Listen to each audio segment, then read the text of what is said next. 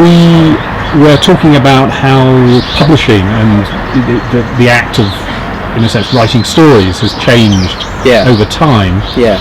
Take us back to that point in the Kenyatta Moi era, and why, in a sense, people stopped writing stories. Yeah. I think the immediate reaction from a literary community, from writers, from creatives, was the run-ins that Ngugi wa Thiong'o had with the government then. And the run-ins thinkers, intellectuals in the universities, in the mainstream media were having. So it started serving as a deterrent to kind of a literary and creative process. And slowly, the kind of systematic way in which literature was being produced in this country slowly ground to a halt, partly because of that. But at the same time, the space got smaller. Space just got smaller and smaller, and the really serious writers who are writing about all these issues about a new emerging African state just didn't have any space. Yeah, they couldn't write without running afoul of the government. But at the same time, the book market was shifting significantly into a textbook market. So one could only sell their fiction by trying to enter the school market. And that kind of entered a kind of tendering process and a corrupt process. The state was in control of that. The state really took control of that. So that space also shut down in economic terms.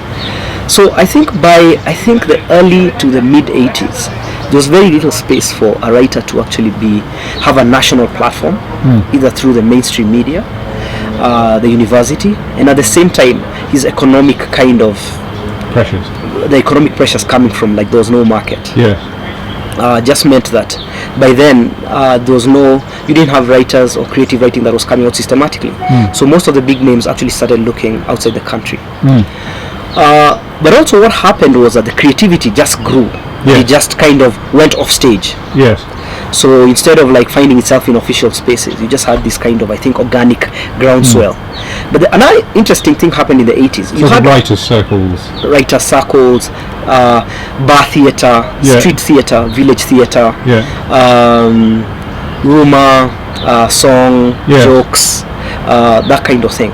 But also in the 80s, you had an emergence of some kind of genre writing, urban genre writing, that didn't get enough traction because there were no systemized publishing processes.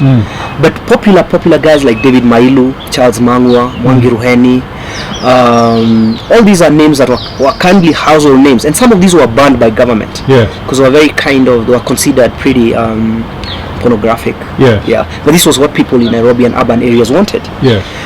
And by the 90s, you had a kind of systematic shutdown of writing. So there was then that informal culture. The informal culture existed and grew. Just because there was no outlet. So what happened in 2002? In 2002, you saw the emergence of a new generation of writers who still had very real memories of the Ngugis and the Meja Mwangis and what they were doing in the 60s and 70s, but also were really part of the kind of organic creativity that was going on, but who had also some of them had been part of the exodus into the West for education. So they lived in places where they had seen writing and people writing their realities in the societies in play. So they came back with all these tools. And they were like Binyavanga Wainaina were in fact in South Africa and saw Binyavanga in South Africa probably directly experienced a 6-year-old South Africa where people were very serious in media and the universities in converting theory and knowledge about what was happening in South Africa. And when he came back here, he was like, that place isn't that different from there. You can actually do this.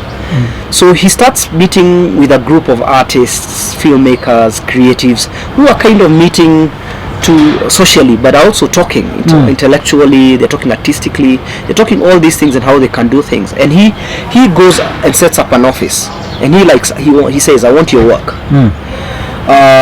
And he starts receiving work, because he wins something called the Kane Prize for Literature in 2002.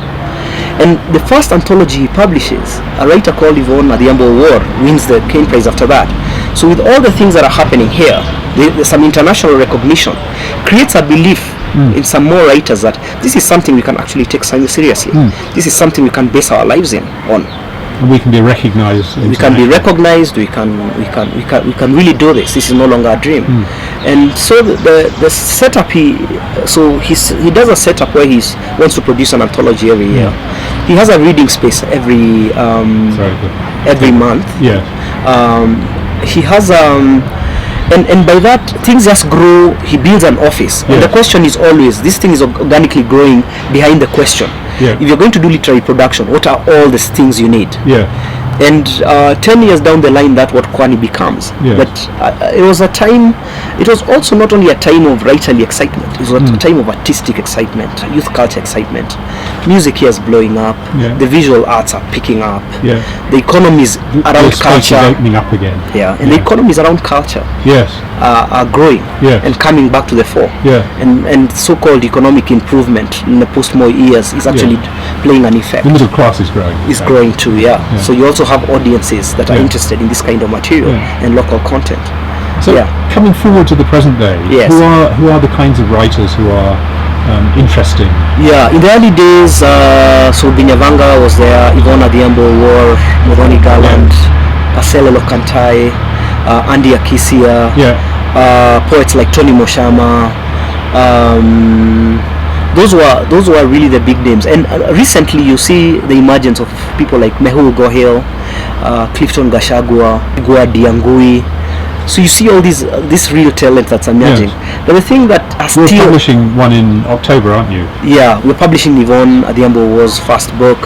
We've published all the names that I've mentioned. And her first book is what? It's called Dust.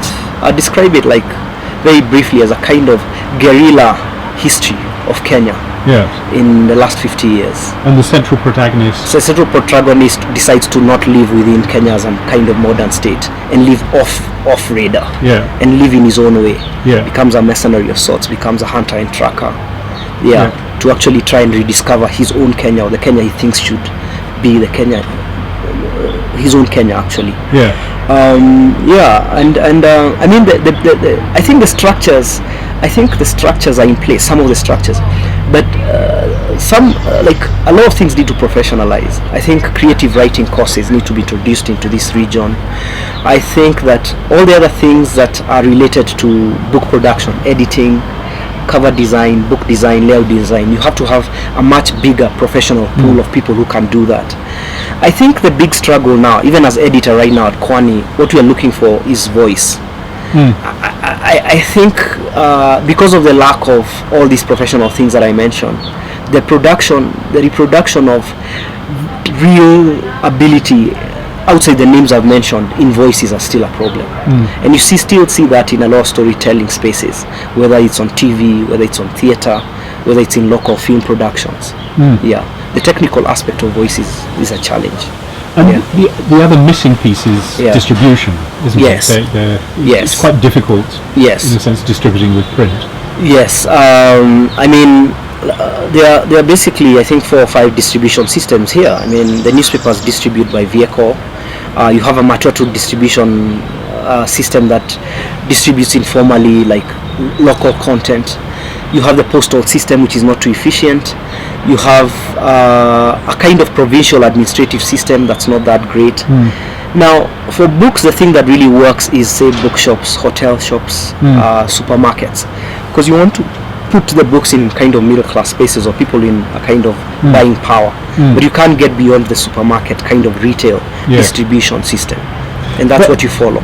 And nobody has yet got to the point of saying ebooks. People are thinking a lot about it, but there are a couple of challenges.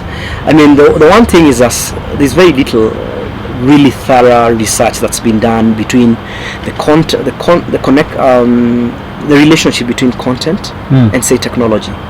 And even beyond that, beyond the research, is that to set up an ebook system, you've got to have a pretty sound financial base that people trust and people are willing to use on mobile and online platforms, and you really don't have that quite yet. Then the other, the small things, just internet speeds, internet infrastructure, technology. We're still trying to build that. There are a lot of legal issues. We don't know how to deal, like even IP, intellectual property, and legal issues around like copyright are not resolved even offline. So it's hard to even get to the point where you start talking about the online thing that is supposed to blow up. How do you deal with it? And then a lot of technology, the really successful spaces with technology now, mobile and online technologies, is encroachment into the commercial. And because it's a commercial, and most real great content producers are kind of funded, they do not know how to operate in the commercial space. It's aggressive, it moves fast, and people are used to more kind of genial spaces. So when you put all these things together, there's still a checklist that needs to be looked at before people successfully say this is a way to do it.